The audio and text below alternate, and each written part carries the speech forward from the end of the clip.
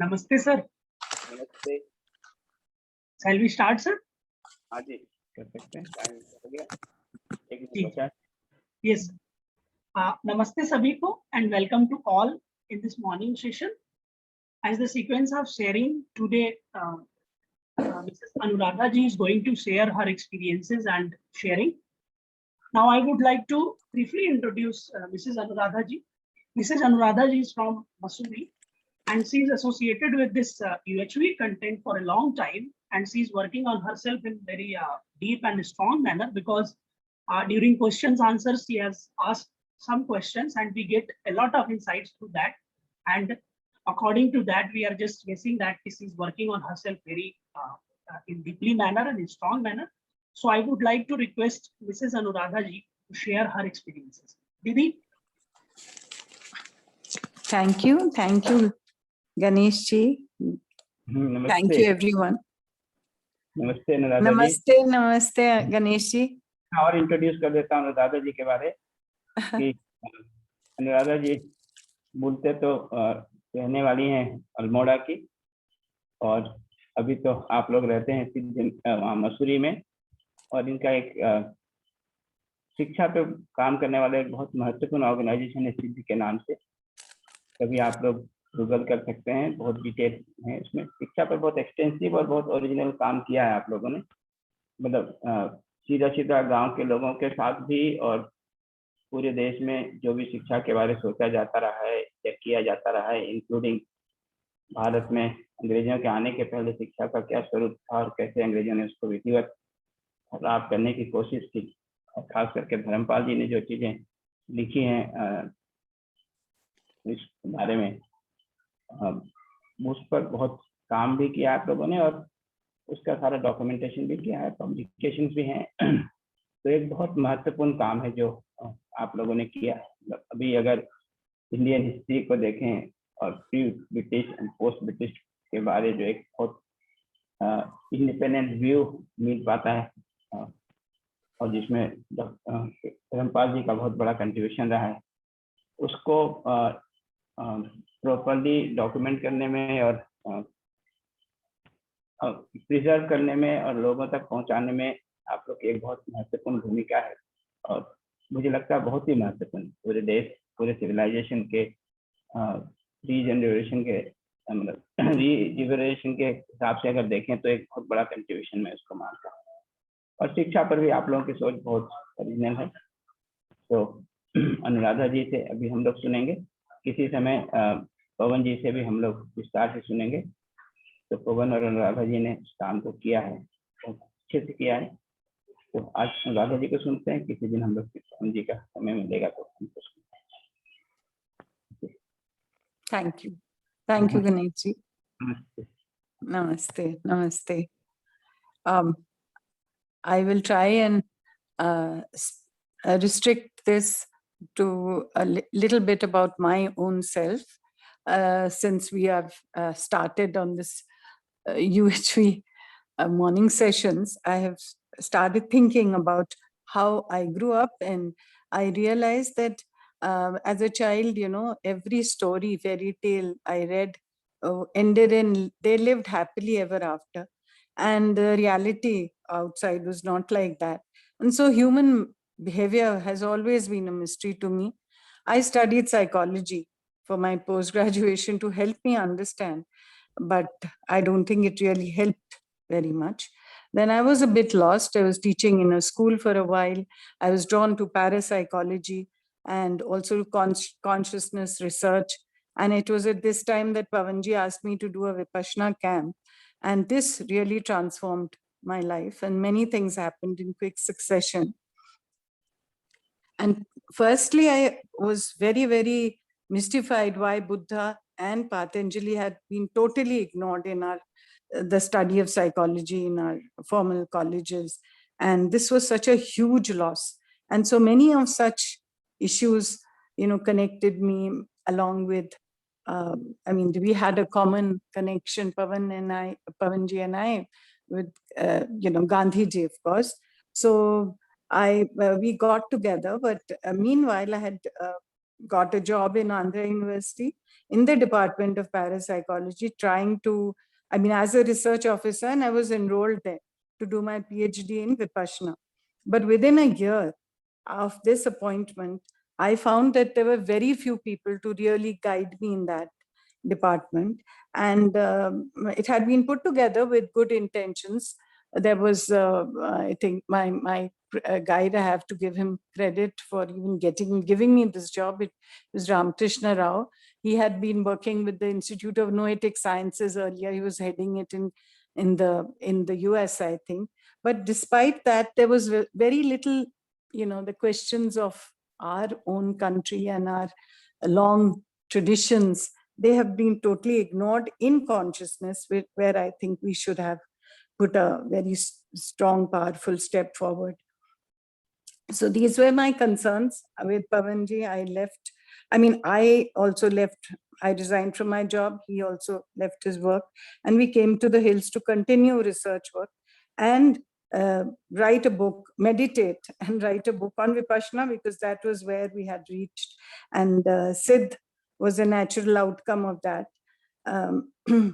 And there are absolutely not only no regrets, but I think it was the most enriching time of my life. We met extraordinary teachers, mentors, guides, and of course, there are many, many names, which I'm sure when Pavanji will talk, he will talk of them. But Dharmpal ji and Samdong Rinpoche ji, and of course, Baba Nagraj, and Ganesh ji, and Jivan Vidya and Madhyas Darshan. And that is where I come in now, because I did get, we got very, very enthusiastic and conducted many shivers of Jivan Vidya in Siddh.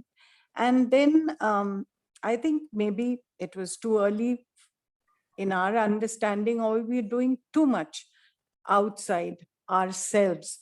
So the connection, I can only say that it is only now that I have reconnected with myself, literally, through these UHV morning sessions. And I must thank everyone. Yes, the universe, the whole tradition, in the fact that we are in this country and we have such strong traditions, but also Ganeshji and his team to make it in, this direct observation of the self possible. This interaction of the, focusing on the interaction of the body and the self through small exercises, observing space as an entity. These are all very, very powerful processes. And these small steps, they are very effective. They work. And I can definitely say, after all these years, from 2000 onwards, then the last 1 year or less than a year of these morning sessions somehow have worked for me. And under this guidance, I can see the possibility, of becoming Drishta, which was a very distant dream at one point. We call it, I'm Drishta, the pure observer. And many of us have had glimpses of that, those moments. They are moments yet. And I can say, so have I, and I'm really deeply grateful. For the first time, I have tangible proof inside me of a freedom, which I had read about, which I had heard.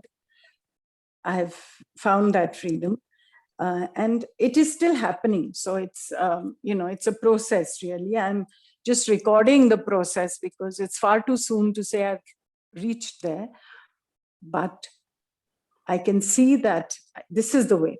So, this pressure of pleasing others has unraveled a number of preconditionings, number of assumptions, which I must have collected over the years. And these small steps of practice, this everyday small little, you can say homework done, small little baby steps towards this constant awareness of feelings without reaction each day has really increased my comfortability, my lightness of being. And this feeling which is naturally acceptable to me, it has encouraged me further, and I'm able to do it most of the time. So step 1, 2, 3 in the exercise 1, since we have been asked to talk about it, I think I just want to say that this is happening very easily. And step 4 was the most, transforming one for me personally, to realize that I decide my feelings and not the other person, and that yes, I'm 100% responsible for my life. It was really a very remarkable moment. I shared all my complaints, and I had a lot of them, I must admit. And of course, 1 or 2 still raise their heads, but it is a rare thing. So you can, just imagine how much it has helped me. And this fact that I have made the choice, I am responsible, and every time I sense this feeling of opposition, I can set it right, by aligning myself to the reality of relationship, harmony, and coexistence. I have seen just a glimpse of it sometimes, and whenever I can, it has given me such a feeling of bliss, nothing less than that. But it is yet to remain with me. This continuity has to be there. I'm still aspiring, and I'm sure I will reach. You see, that confidence, that I have to just remind myself.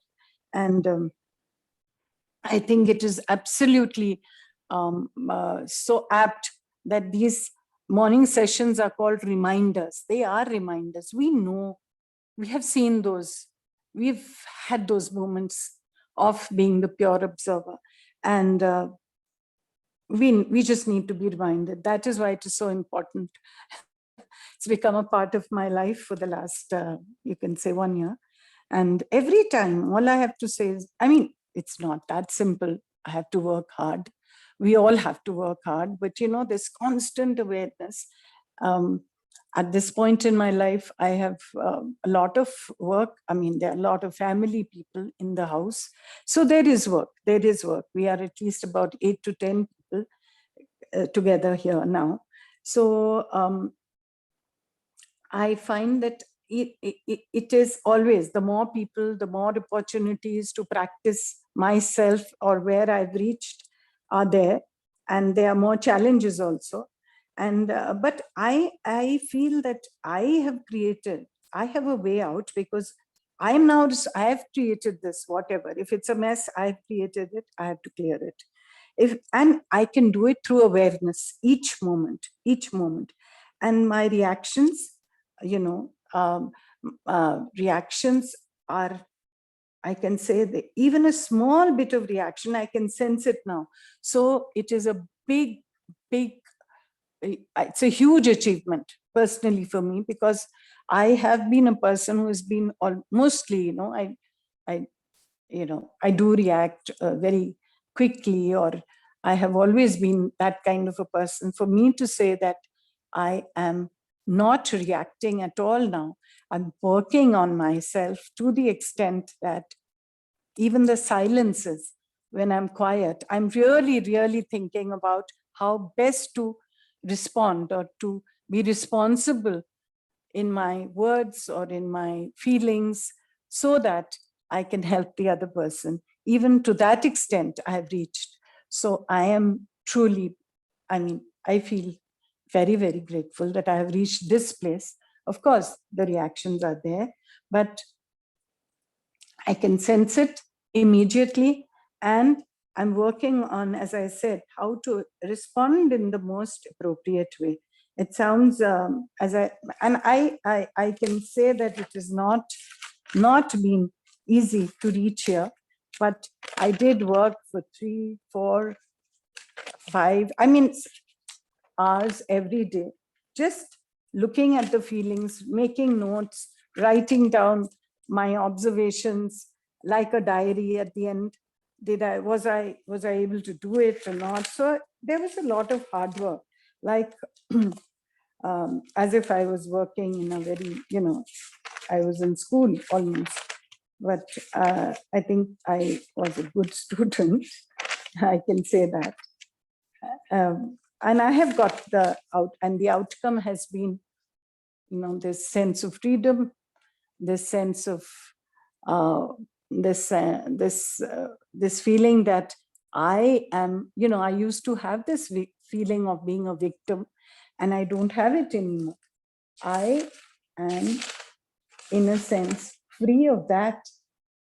Because also this exercise too, I can just run through it, because this was done a little more recently, a month and a half ago, that I could see the body and I could see the self as different units.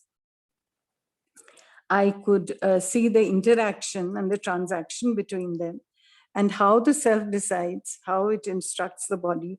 These little steps I did very, very sincerely. And it started when we were doing it recently, and those 8 or 9 minutes of exercise within the exercise when we got this time. So I found that the body is, is giving, is reading the instructions at will. I mean, the body is not, sorry, I'm confusing this now, that when we exchange the information, the body is getting an instruction from the self. But first, the self is, I could see it in steps, that the self is reading the sensation, and then it is deciding which sensation it wants to read, and which thing, then what is the importance, what I think is important, I decide. This whole thing of I am deciding, and this was a very, very important step for me. And a big change happened, that I realized I was not a helpless victim where things were done to me, and I was not dependent on the situation outside. It was a great feeling of relief also. And now I can see that this distance, the distance, I'm not sensation, I am not in the sensation. This witnessing outside, long ago when I did Vipassana, I know that I was going through a bit of, it was a lot of pain in my legs, and I was asked to witness it. And briefly when I did it, I got the, this feeling, this relief from pain. And I remember this awareness was there in my memory, I think. And this helped me to be constantly aware of this transaction between the body and the self.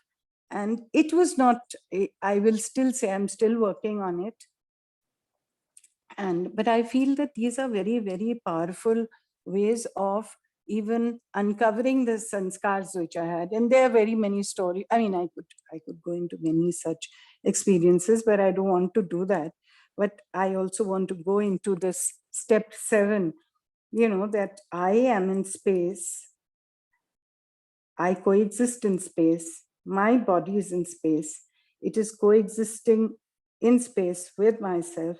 And all this is happening in space. I think here I will have to just take a kind of liberty to go back to that time when I met, sharing a very powerful experience I had about this. My first time I met Baba Nagraj. He just said one sentence, and this is when I had not even been introduced to Jivan Vidya, so it makes it even more amazing. Baba just said, Satta mein samprikt ikai. And when I asked him the meaning, he defined it by saying, and I remember vividly because it was a dark room, there was no electricity, and there was a candle there. He was sitting in bed, and it was night time. And he said, Satta means this empty space between us. With the gesture of his hands, he pointed to that, the empty space between us.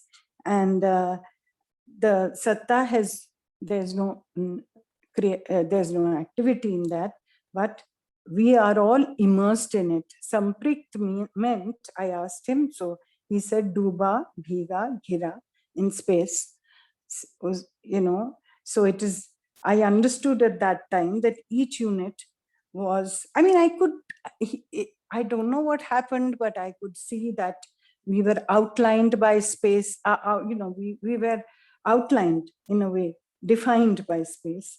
So it was घिरा हुआ था.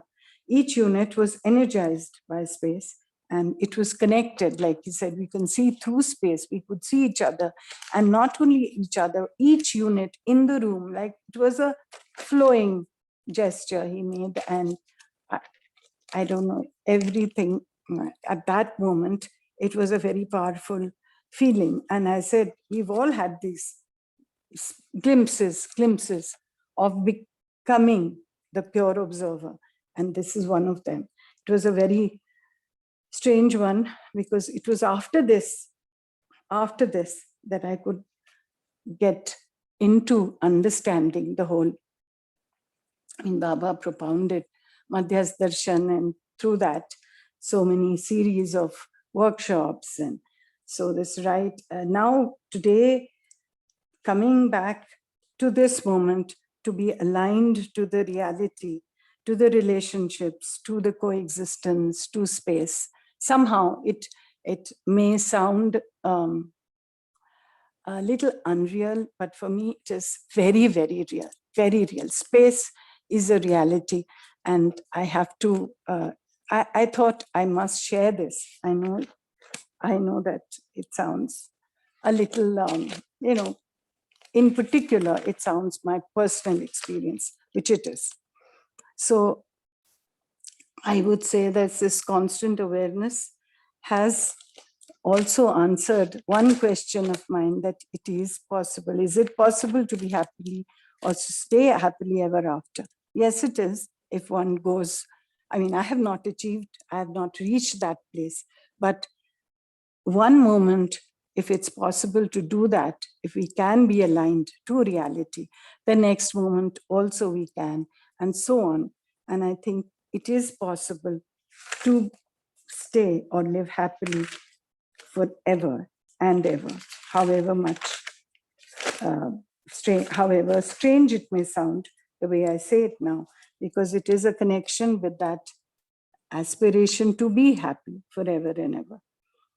And I also want to just, I think the time is up. I wanted to be far more, in sequence, but I think I've also learned a lot of other things that I realized the most important thing is that I choose everything. I choose my feeling, and I choose to be free of all complaints. I choose not to be a victim, and I am not. I am hoping to have continuous happiness. And this work it can be done by verifying each feeling, if it is aligned to the relationship, harmony, and coexistence. And as soon as we slip into opposition, we can come out of it and set the feeling right. And one has learned that during these morning sessions, if we listen, I learned also how to listen with respect. It came automatically, learning from Ganeshji. You find that the questions are always answered. And I feel that there's this huge collective pool of consciousness which we dip into every morning from 5:30 to 7:30, and we learn from one another. And I think I'm getting better at, mentally trying to say that how would Ganeshji answer this particular question of this person? And I feel, oh yes, I can. I was right. And so these are the little small things I'm sharing with you. I think that I've exceeded the time, and I just leave it to you now. I'm sorry about not being very, step by step in my speaking about it, because it's been a long time, very, very long time since this has happened. But this is certainly, this morning session, I would recommend to everyone, whether you've done Jivan Vidya sessions or whether you've done whatever. I think there's nothing more practical and nothing more effective than this, whatever the age, whatever the understanding, and wherever you are. Thank you.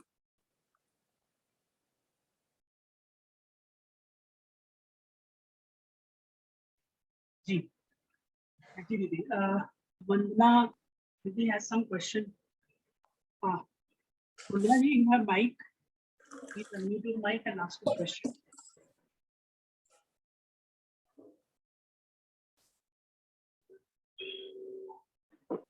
If any participants having any question regarding the sharing of Didi, please ask your question.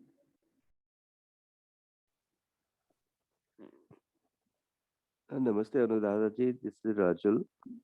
Yes. Yes. Hello. Very Namaste, Rajul ji. namaste, namaste. Your sharing was very inspiring.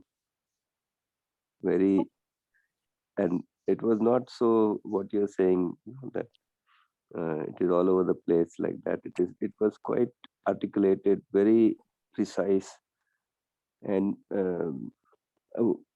one thing that you have done so beautifully is worked on yourself in some methodical manner. And you were saying you spend 3 to 4 hours in a day. So can you sort of share exactly, what might be helpful for us, for everybody else, to learn from the way that you practiced? What did you do exactly in those 3-4 hours each day? See, I this thing, this awareness, it has come every time. I am staying with a lot of people who are also very good at giving feedback. So I have used that feedback which I was getting earlier. It used to pull me down, pull me down or make me feel, as I said, I had this habit of becoming a victim and complaining and all that. So instead of that, every feedback I got, I used it to check out my feelings. And I mean, I did that. I checked my feelings, and then I constantly, I said, do I want to be, as if I used to talk to myself as if I'm a child. Do I want to be happy? Or, I mean, not loudly, but in my mind. So this question, do I want to be in opposition or do I want to be in a relationship? Do I want to be happy? Do I want to be unhappy? These kind of questions, actually, these are questions which I had earlier used in Balwadis when I was working in Sid. So they came very automatically, I guess, to me. So I used them a lot, and I constantly then saw what was happening. And I think, this exercise, the body, and the body is different from the self. And the interaction between the body and self is an exercise which I'm still doing now. And I find it extremely not only powerful, but it has, just say, udhad jata hai, kehte hai na? Some lot of these assumptions are getting unraveled. And one is understanding about oneself. I mean, this is a story, or this is a discovery of yourself every moment, really. But if you are able to take the time off and examine you're feeling bad, so you use that feeling bad as a lever to unravel, if you have that time, of course. Unfortunately, I take out the time because I have a problem of sleeping. So I get up a little earlier than 4. So I use that time for it. So, the time is not the factor, but this unraveling of, you can say, sanskars or the assumptions, it comes out in a way where I feel that, everything is connected to one another. In the sense, I'll just give one example. I was able to align, or I was able to correct, set the feeling right, as they say, as Ganeshji says, set the feeling right between one-on-one, like with one person. If I'm relating, the person is giving a negative feedback, if at all, I use this as a trigger, as a kind of a lever to dwell on what is, have I based my feeling on some kind of wrong assumption? And if it is so, what is that? And so this way I have cleared out one-on-one my reactions. I can say my reactions have become, I won't say non-existent, but far, far less. And if they are there, I welcome them, because then which means that I have a lot of work to do. So then I use that. So that's one. But I realize that when I'm in a group, and this is very, very common.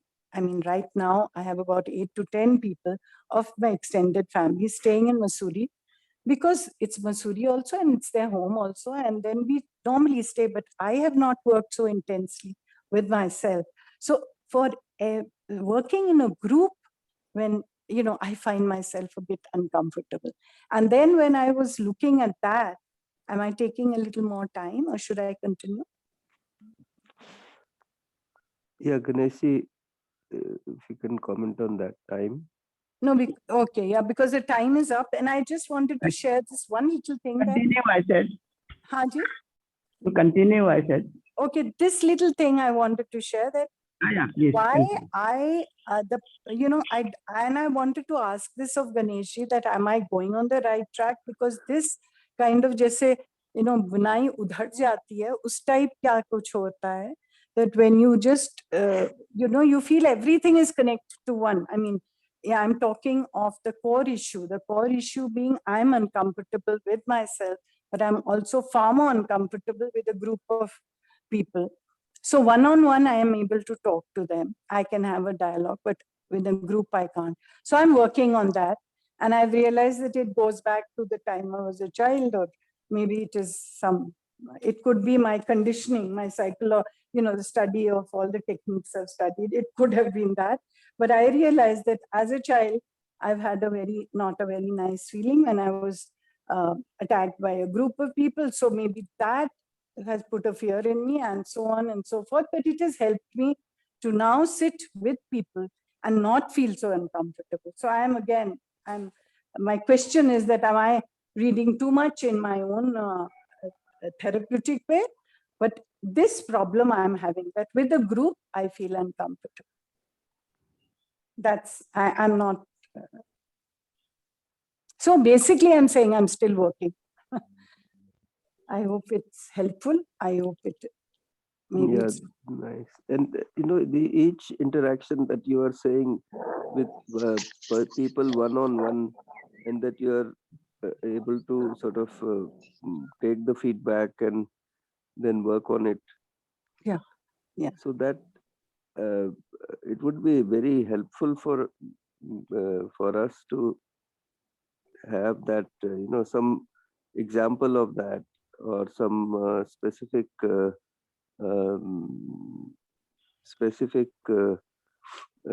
incident, or something. Okay. Which, if yeah. you want to share now, I mean. No, I can just share one recent one. See, my children are old now, but the youngest one is here, and he's also very sharp. Just like, I have two very good, as I say, people with me who can show me the mirror every time, Pavanji and my youngest son, Aman.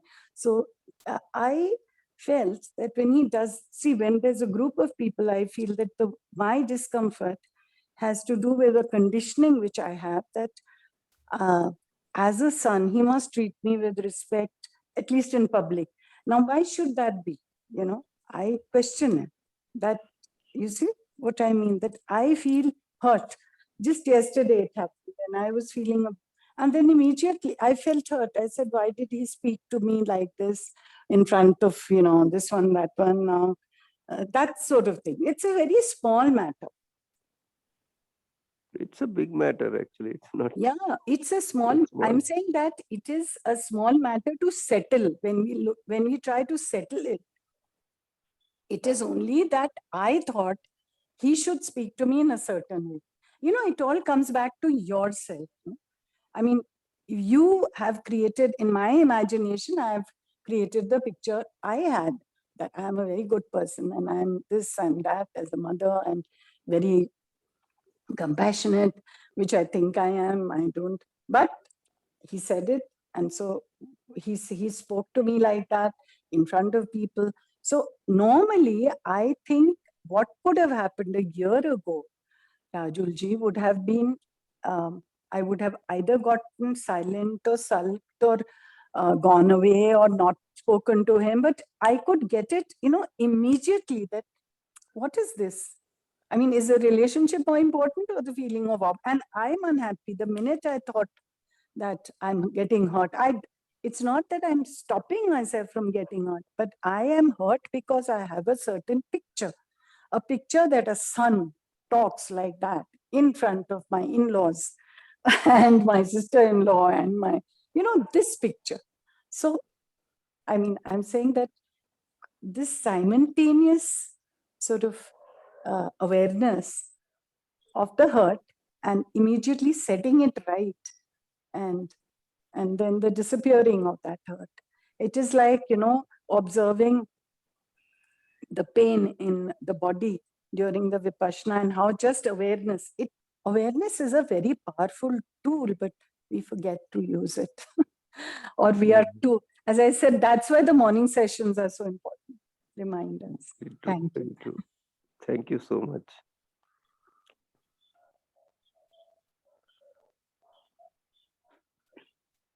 Yeah, thank you so much, Anuradha ji. I'm thankful to all of you, Rajul ji, Ganesh ji, every one of your team. Truly, truly, I can't tell you, I have got a new lease of happiness in my life. I'm also trying to work on the same thing, so. Yeah, it's we still all. a long way to go. Yeah, long way. And let me tell you, when some powerful sanskar will raise the head, thankfully now I know it does. So I'm ready. But it's a good thing, when something negative also happens. Earlier, I used to feel depressed. Oh, now I thought I had reached it. And it's not that, it's a journey. So the minute this